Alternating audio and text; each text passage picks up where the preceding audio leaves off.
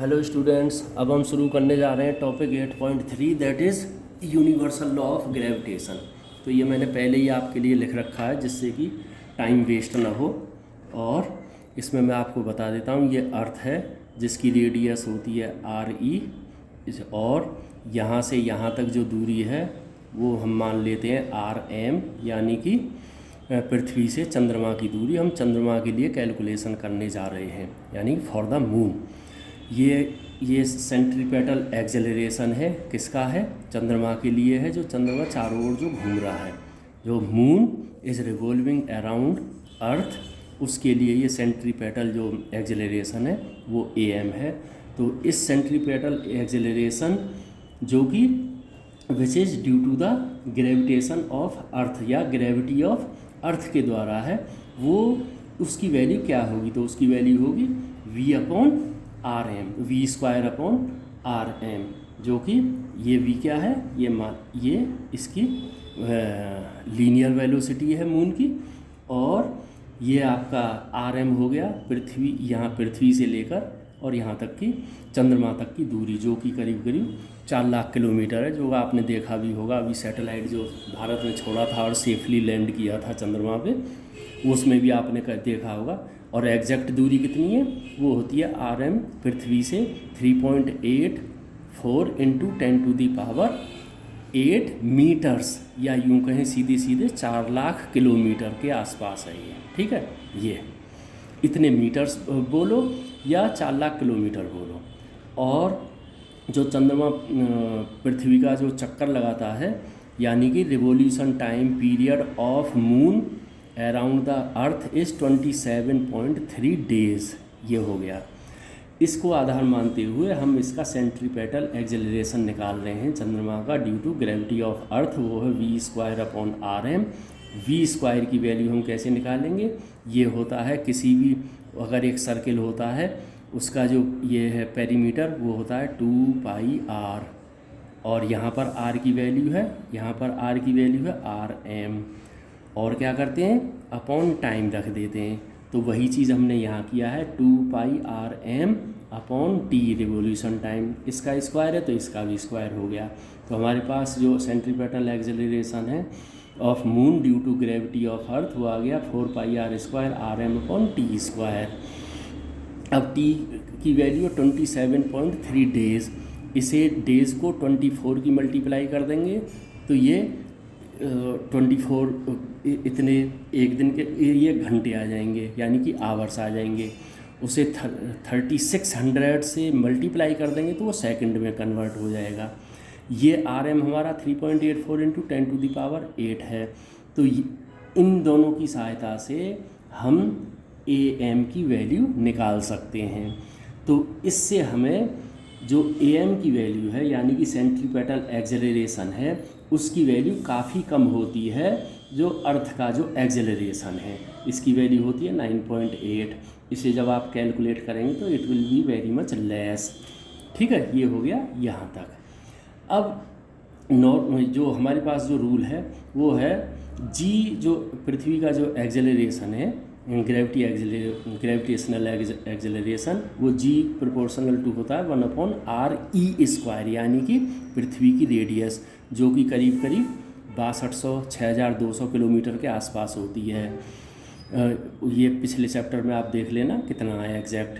और AM वो 1/RM, यानी कि यहाँ से लेकर यहाँ तक की दूरी होगी। तो नेचुरली ये बहुत ज़्यादा बड़ा है, ये काफ़ी बड़ा है, और ये काफ़ी कम है। अब ये अपॉन ये करेंगे, ये अपॉन ये करेंगे तो हमारे पास आ जाएगा RM²/RE²। जब इसकी वैल्यू रखेंगे 4 लाख किलोमीटर और इसकी वैल्यू 6200 किलोमीटर, इनका स्क्वायर करेंगे तो हमारे पास आ जाएगा 3600, ऑलमोस्ट इक्वल टू इतना आ जाएगा। ठीक है, अब इसकी सहायता से अगर हम AM निकालें तो ये जो है काफ़ी कम आता है। 9.8/3600 निकाल कर देख लीजिए, वो AM की वैल्यू काफ़ी कम आएगी, जो कि इस स्टेटमेंट को सही ठहराएगा। ठीक है, ये मैंने इसलिए लिख लिया जिससे कि आपका टाइम वेस्ट न हो। ठीक, तो ये जो हमारे पास जो आया है रिज़ल्ट, ये वाला, ये इसी ने बाध्य किया हमें यूनिवर्सल लॉ ऑफ ग्रेविटेशन को डिफाइन करने का, यानी कि this observation led Newton to give universal law of gravitation. That is, इसका मतलब दैट इज क्या है, यूनिवर्सल लॉ ऑफ ग्रेविटेशन। ये बोलता है, इट स्टेट्स दैट, ये डेफिनीशन है, it states that every body यानी कि हर एक बॉडी इन यूनिवर्स, जो भी ब्रह्मांड में है, every body in universe attracts every other body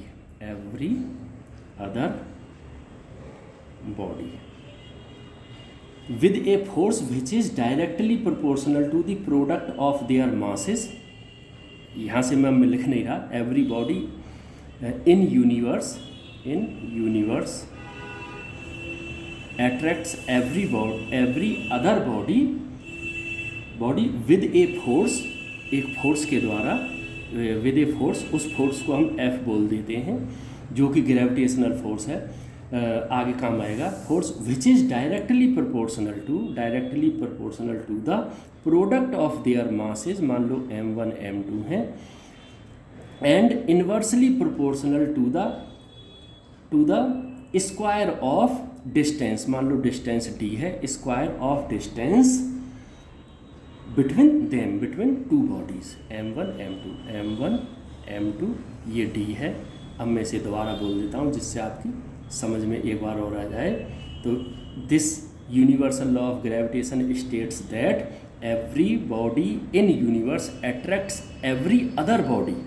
तो अदर बॉडी, मान लो ये बॉडी इसको अट्रैक्ट कर रही है, तो ये बोलता है कि इन दोनों के जो बीच में जो फोर्स है, ये बॉडी जो इस पर लगा रही है, तो और ये भी इस पर लगाएगी, इक्वल एंड अपोजिट होगा वो तो न्यूटन का थर्ड लॉ है, वो बाद में देखेंगे।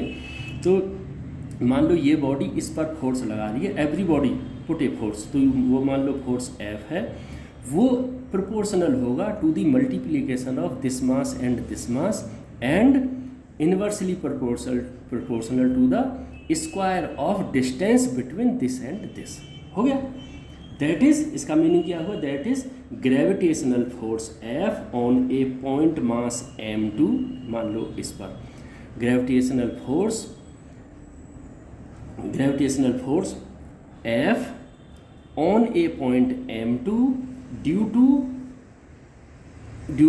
another point mass m1 is given as like this। मान लो एज पर बुक में चलता हूँ, इन दोनों के बीच में मान लो डिस्टेंस r है, तो यहाँ पर r² लिख दीजिए। ठीक, अब इसकी मैग्नीट्यूड अगर निकालना चाहें तो ये जो है F will be equal to g m1 m2 upon r², ये आ जाएगा। ठीक, g क्या है, g है आपका ये यूनिवर्सल ग्रेविटेशनल कांस्टेंट, ये याद रखना, ग्रेविटेशनल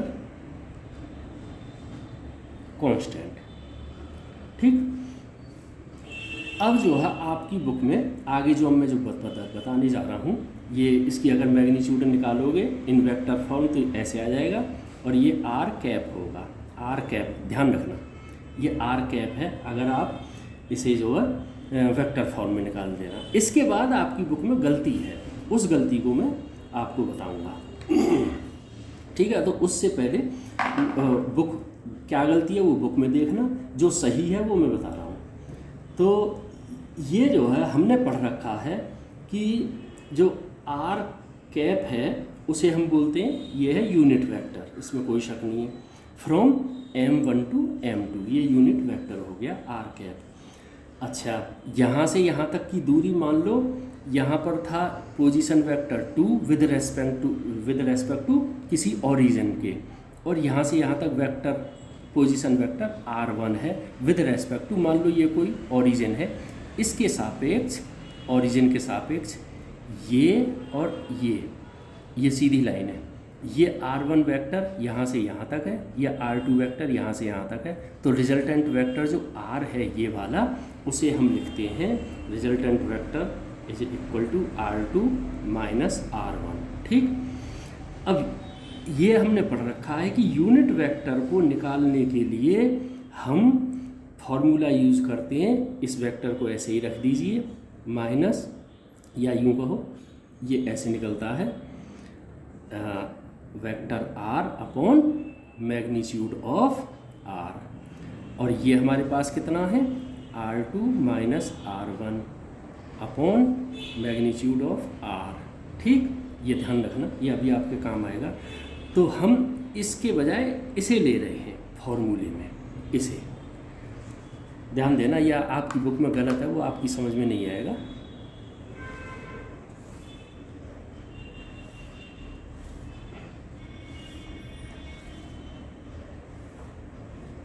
ठीक है, सो इसके साथ इसके मैं ये बोलना चाहूँगा कि मेरे चैनल को आप लाइक कीजिए, सब्सक्राइब कीजिए और अपने दोस्तों को अवश्य शेयर कीजिए, जिससे कि आप सभी को मेरे लेक्चर्स का फ़ायदा मिल सके।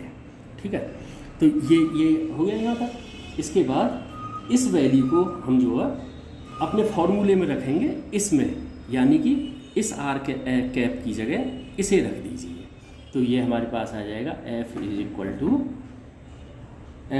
To minus G M1 M2, और ये जो R वेक्टर, ये यूनिट वेक्टर था, उसकी जगह हम ये लिख रहे हैं, ये वाला वेक्टर R अपॉन ये R स्क्वायर पहले से ही है, और एक R ये आ गया, एक R ये आ गया, तो ये इज इक्वल टू हो गया minus G M1 M2 upon R³ R vector. R vector किसके बराबर है, इसके R2 माइनस R1। अब ये जो है आपको एक थोड़ा सा डाउट यहाँ पर आएगा कि ये माइनस कहाँ से आ गया।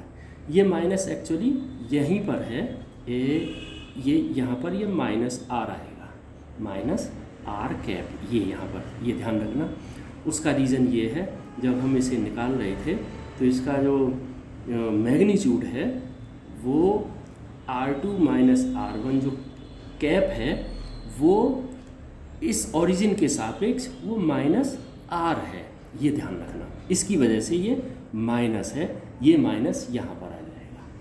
ठीक, चलो, सो ये इसे क्या बोलते हैं, ग्रेविटेशनल फोर्स। तो gravitational force is along minus R, ये है अलोंग माइनस R, ये माइनस R के अलोंग है, इसके साथ साथ है, इसके पैरेलल में है अलोंग, और जो कि क्या है वो नेचर है इसका अट्रैक्टिव टाइप, मतलब अट्रैक्शन वाला, यानी कि फोर्स M1 और M2 के बीच में जो फोर्स है वो अट्रैक्शन फोर्स है। So force F12 on point mass M1 due two point mass M2 is minus F, जो ये किसके अनुसार है, वो न्यूटन के थर्ड लॉ के अनुसार है। इसका क्या मतलब हो गया, इसका मीनिंग ये है that is F12 is equal to minus F21। इसका मतलब ये हो गया कि जितना फोर्स से M1 M2 को अट्रैक्ट कर रहा है उतने ही इक्वल एंड अपोजिट मैग्नीट्यूड में M2 M1 को अट्रैक्ट कर रहा है, इसका मीनिंग ये है। ठीक है, तो इसी प्रकार फोर्स ऑन पॉइंट मास से M1, अब हम इसे इस जो अपनी जो ये पढ़ा है दो मासेज के लिए M1 और M2 के लिए, इसे हम ज़्यादा मासेज के लिए अब इसे बढ़ा रहे हैं। जैसे कि मान लो M1 है, ये आपका M2 हो गया, ये आपका M3 हो गया, ये आपका M4 हो गया। अब हम निकालने जा रहे हैं, अभी तक तो हम देख रहे थे कि इस पर जो केवल M2 फोर्स लगा रहा है, अब हम ये देखना चाहते हैं कि M1 पर ये भी फोर्स लगा रहा है, ये भी फोर्स लगा रहा है, ये भी फोर्स लगा रहा है। उस कंडीशन में क्या हमारा मतलब हमारा फोर्स टोटल कितना होगा M1 पर कितना फोर्स होगा। तो इसका जो ये है पोजीशन वेक्टर यानी कि ये हमारा ये यूनिट वेक्टर यहाँ पे ये हो जाएगा माइनस R21, ये यूनिट वेक्टर अगर एक के लिए पॉजिटिव है तो दूसरे के लिए नेगेटिव होगा। ऐसे ही इसके लिए है 14 माइनस R41, ऐसे ही इसके लिए हो जाएगा R13 minus R31 unit vector.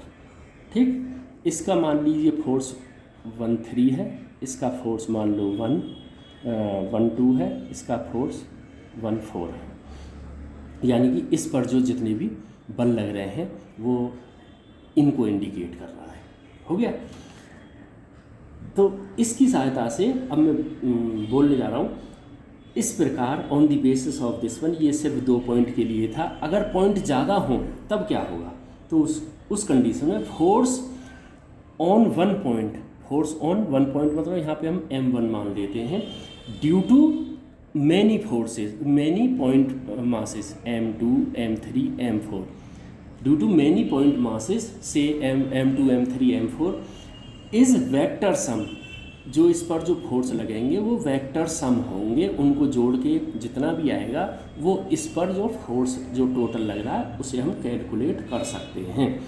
So is vector sum of gravitational force exerted by, यानी कि put by other masses, in masses ने जितना फोर्स इस पर लगाया है उनका वेक्टर सम कर देंगे तो इस m पर टोटल फोर्स आप निकाल सकते हैं। तो टोटल फोर्स निकालने के लिए हम जो है अलग अलग फोर्स निकालेंगे। मान लो F1 पर जो फोर्स लग रहा है ड्यू टू ऑल दीज, उसे हम वेक्टर सम कर देंगे, वो आ जाएगा आपका Gm1 m2 upon R21 square, किसके द्वारा है ये इसके द्वारा है, 21 के द्वारा, ये हो गया, plus Gm1 m3 upon R31 square, plus 4 के द्वारा Gm1 m4 upon R41 square. अगर और ज़्यादा पॉइंट होते तो वो हम आगे लिखते चले जाते, लेकिन फ़िलहाल हमारे पास 3 पॉइंट है तो यहीं पर ख़त्म कर देते हैं। ठीक है।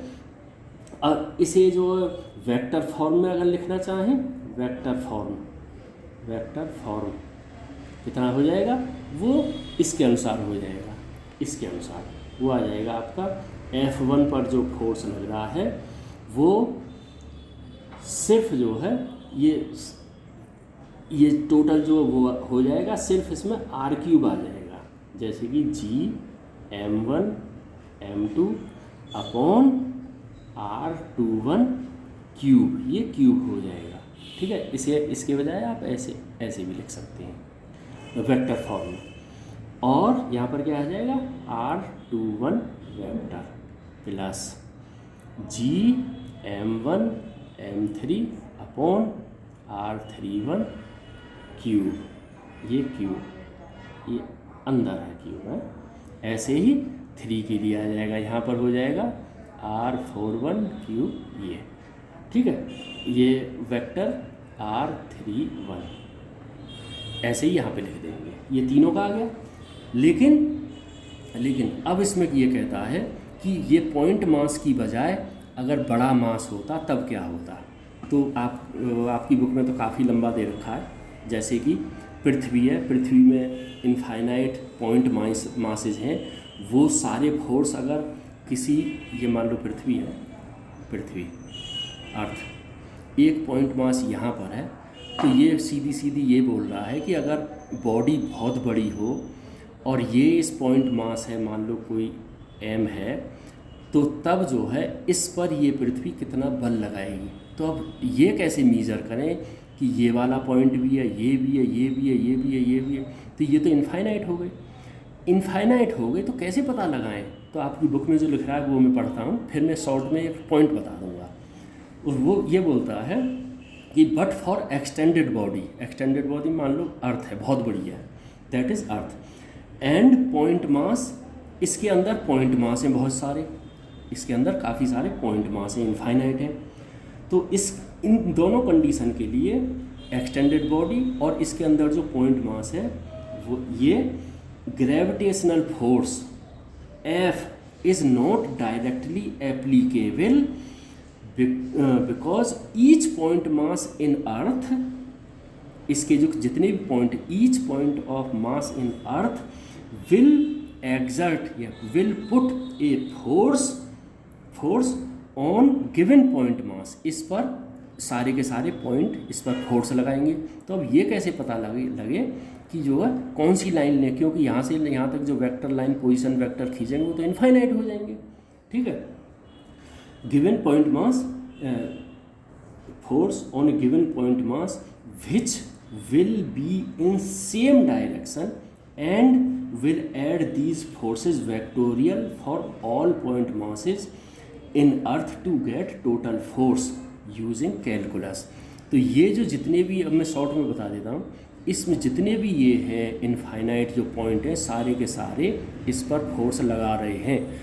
तो इसको कैलकुलेट करने के लिए क्या करेंगे, ये सारी लाइन जाएंगी इनफाइनाइट यहाँ तक के लिए, जो कि बिल्कुल मुश्किल है और प्रैक्टिकली पॉसिबल भी नहीं है। तो ये बोलती है बुक कि ये इनका जो कैलकुलस से हम जो है सबका यहाँ से यहाँ तक जो है वो निकाल लेंगे, एक कैलकुलस से इसका एक फोर्स निकाल लेंगे। लेकिन ऐसा मतलब इसकी जगह क्या कर सकते हैं, ऐसा करने से जो हमने जो ये इनफाइनाइट पॉइंट्स के जो फोर्स इस पर जो निकाले हैं यूजिंग कैलकुलस, ऐसा करने से दो आसान रिज़ल्ट मिलते हैं हमें। क्या क्या रिज़ल्ट मिलते हैं, वो क्या है, इसको थोड़ी देर के लिए केस एक ध्यान देना ज़रा, या पूरा एक्सप्लेन करने के बजाय मैं आपको बता देता हूँ। ऐसी बड़ी बॉडी होती है तो उस केस में हम इस पूरी पृथ्वी के मास को एक जगह पॉइंट केंद्रित कर देते हैं यहाँ पर, ठीक है। तो इनफाइनाइट की बजाय हम सिर्फ यहीं पर मान लेते हैं कि यहीं पर सारा का सारा इसका केंद्र पे सारा का सारा पृथ्वी का मास है, ठीक। अच्छा, केस एक में force of attraction between uniform density density spherical hollow shell. अब मैं इसे मिटा रहा हूँ और आपका जो केस 1 है उसे बता रहा हूँ कि मान लो एक हमारे पास इसकी डेंसिटी हर एक जगह बराबर है, ये स्पेरिकल है और ये हॉलो एक रिंग है हमारे पास, शेल है, ठीक है।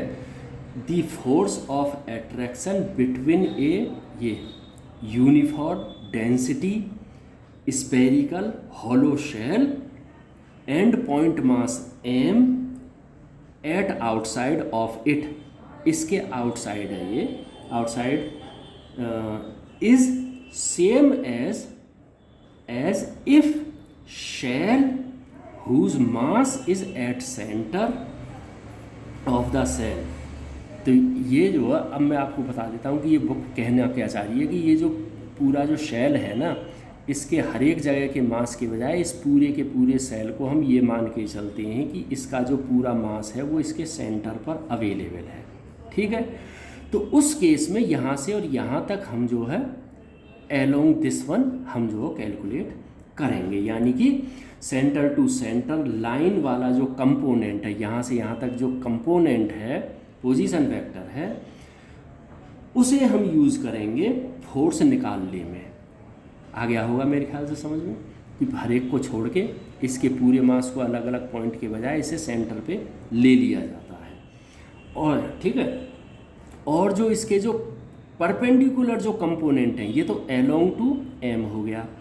अब इसके जो एम के परपेंडिकुलर जितने भी कंपोनेंट है वो कैंसिल हो जाते हैं। एक तो पॉइंट ये हो गया, यानी कि take mass of this type of body at centre, number 1 point. ये नंबर दूसरा पॉइंट क्या है, the force of attraction due to this shell, यानी ये क्या है, uniform density spherical hollow shell है ये, ठीक है। तो force of attraction due to it on a point mass m inside it, अगर ये पॉइंट मास अगर यहाँ पर होता इनसाइड दिस हॉलो शेल, तो उस केस में फोर्स इस पर जो लगेगा due to this body it will be equal to 0, यानी कि if point mass m is inside the shell, then force of attraction will be equal to 0। सीधी सीधी बात यह है कि अगर ये बाहर है तभी इस कैलकुलेट करेंगे फोर्स को, अगर ये अंदर है तो वो 0 मान हो जाएगा। बिकॉज क्यों हो जाएगा 0? Because various regions of the shell attract point mass m in various directions and these forces cancel each other. ठीक है, thank you and have a nice time.